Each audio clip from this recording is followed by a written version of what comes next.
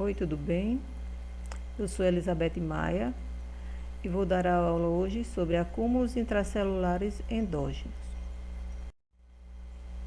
O que são os acúmulos intracelulares endógenos ou exógenos? O que são os acúmulos?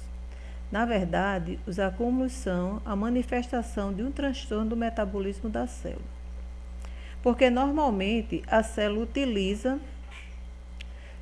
substâncias normais armazenadas para suas necessidades futuras, enquanto que as substâncias anormais ela armazena porque ela não tem como metabolizá-la nem como transportá-la para outros locais, o que vai resultar no acúmulo intracelular de quantidades anormais de várias substâncias.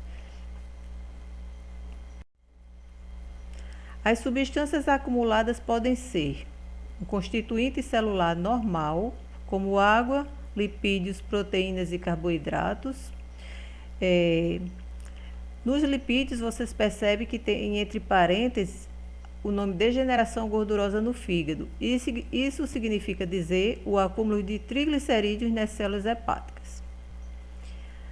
As substâncias também podem ser anormais exógenas ou endógenas. As substâncias anormais exógenas, nós temos como exemplos minerais ou produtos de agentes infecciosos, como produtos produzidos por vírus, bactérias, fungos. Substância anormal endógena é o produto da síntese do metabolismo anormal. Então, a gente encontra esse tipo de acúmulo nas doenças de depósito lisossômico. E a doença mais comum de depósito lisossômico é a doença de Gaucher. Substâncias acumuladas também podem ser os pigmentos. Tanto podem ser pigmentos exógenos quanto endógenos. Nós temos os pigmentos exógenos, um bastante conhecido, que são as tatuagens. As tatuagens são deliberadamente introduzidas na pele. Aí o que acontece? Os macrófagos dérmicos fagocitam esse pigmento e eles vão residir por décadas na pele. Temos outro exemplo bem conhecido também, que são as partículas de carbono no ar atmosférico.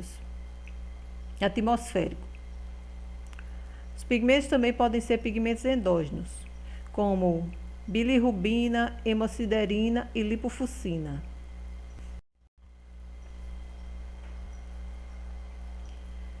As substâncias acumuladas, elas podem se acumular de maneira permanente ou transitória. Elas podem ser inofensivas às células, mas também podem ser intensamente tóxicas. Elas podem se acumular no citoplasma celular, geralmente dentro dos lisossomos ou no núcleo.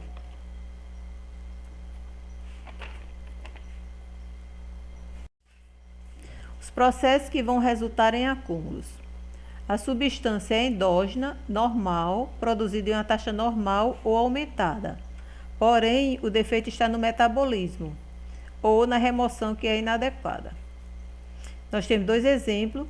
No exemplo 1, nós temos a esteatose gordurosa hepática, que é o acúmulo de triglicerídeos nas células hepáticas, e temos o exemplo 2, que são acúmulos de proteínas nos túbulos renais. Isso acontece em uma doença chamada de síndrome nefrótica, que eu vou explicar mais na frente. 2. Substância endógena normal anormal.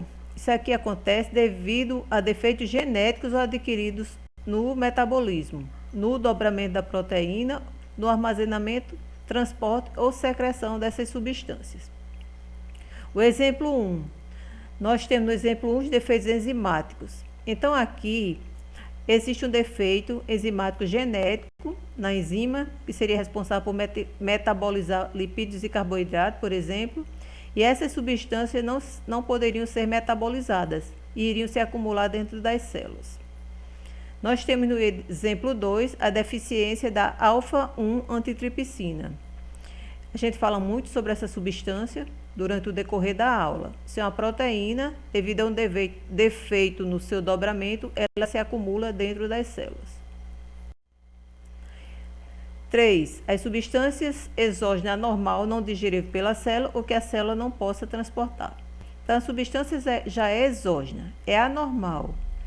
A célula, na verdade, nem reconhece essa substância. Então, ela não tem maquinaria enzimática para metabolizá-la ou transportá-la para outros locais. Então, essa substância irá se acumular dentro das células. No exemplo 1, nós temos as partículas de carbono, de sílica, de chumbo, então os minerais de um modo geral, né? E no exemplo 2, nós temos os pigmentos exógenos e endógenos, e vocês podem lembrar do que eu falei anteriormente. O acúmulo, inicialmente, ele vai ocorrer em células individuais, mas mesmo que ele torne-se sistêmico, se estiver sob controle, o acúmulo é reversível. Quando ocorre sobrecarga excessiva, no caso daquelas doenças mais sérias, doenças com defeitos genéticos, no caso são as doenças de depósito genético, aí sobrevém lesão secundária, com morte do tecido e até morte do paciente. Aqui, nesse slide, nós temos várias células, né? A primeira célula lá em cima, nós temos uma célula normal. E na setinha nós temos que o metabolismo está normal. E na célula vizinha, nós temos uma célula com citoplasma repleto de vacúolos amarelados. Isso significa dizer que está havendo acúmulo de gordura nessas células. É uma célula hepática e os triglicerídeos que estão sendo enviados para ela estão se acumulando devido ao defeito no metabolismo. A célula 2, nós temos uma proteína no núcleo e ela está sofrendo uma mutação, essa proteína. Então, a proteína sofre uma mutação e ela fica com seu dobramento errado. O dobramento correto das proteínas é muito importante para que ela tenha sua função normal e seu transporte através das organelas. Quando isso acontece, essas proteínas se acumulam. Na célula 3, olhando de cima para baixo, eu estou falando, tá, gente? Na célula 3, eu tenho um substrato complexo que necessita de uma enzima específica para tornar esse substrato complexo em uma substância solúvel. Quando essa enzima está ausente, esse substrato complexo irá se acumular dentro dos lisossomas no citoplasma celular. E na última célula, eu tenho a ingestão da célula de materiais indigeríveis. A célula não reconhece esse material e ele ficará acumulado dentro dos lisossomos nas células, no citoplasma celular. Isso é o acúmulo de materiais exógenos.